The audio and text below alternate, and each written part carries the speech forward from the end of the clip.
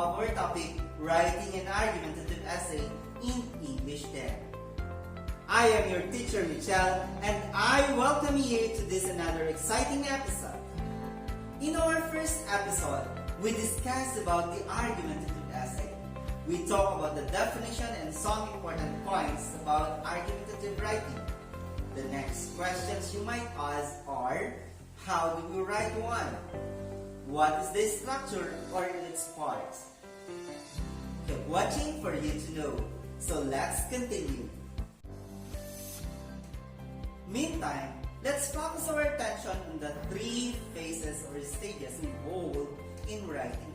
Do you know what it is? Yes, these are pre-writing stage, the writing stage, and the post-writing stage.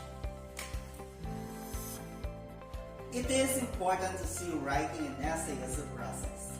If you decided to build yourself a house, you probably would not begin by going to the lumber yard and loading your truck full of lumber, bricks, and nails.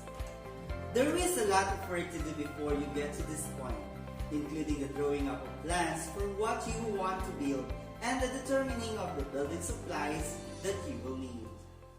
In a way, the same general idea applies to writing essays. We use the term pre-writing to refer to the work you do on your essay before you actually begin writing a draft of it. So, what are the writing activities involved in pre-writing stage? You may do any of these activities before writing, whichever is the best for you, as long as it would help you well during the writing stage. First is thinking. It may seem odd to list thinking as a part of the pre-writing process, but this is actually the first step. The first step simply is to think about your subject, what you know, what you have read or heard about the topic. Second is questioning. Asking questions can be an important early step in the writing process. List all the questions that you have in mind about the topic. In this way, you are guided about what you need to know. Third is free writing. Free writing is a strategy developed by Peter Elbow in 1973. It's similar to brainstorming but is written in sentence and paragraph form without stopping.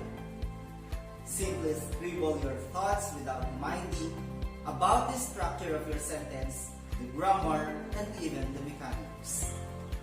Fourth is listing.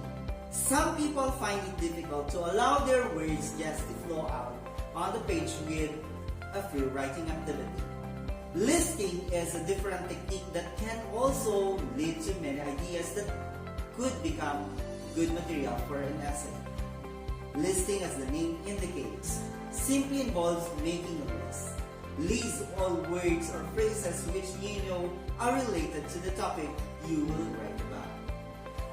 Our fifth one is clustering. Clustering is another pre-writing technique that allows a writer to generate ideas and also suggest ways in which the different ideas might be logically related, which can help the writer get a sense of how the essay could eventually be organized. And the last is outlining. Outlining is related to both listing and clustering.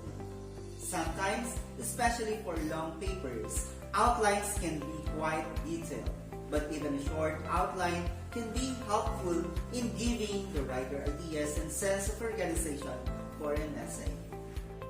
Most likely, no writers will use all of these pre-writing activities, but using at least a few of these techniques can make it much easier to begin writing an essay. People sit down to a blank screen and cannot understand why an essay is not just flowing onto the page would probably have left out some important steps in the writing process. The second phase or stage of any writing activity is the writing stage. After doing any one or two of the pre-writing activities, it is now the time to write your essay. In writing an argumentative essay, there is a structure that you need to follow. In following the structure, we will discuss the most common way of writing an essay, including its parts. Just like in any piece of writing, we also have to consider the standards of an effective essay.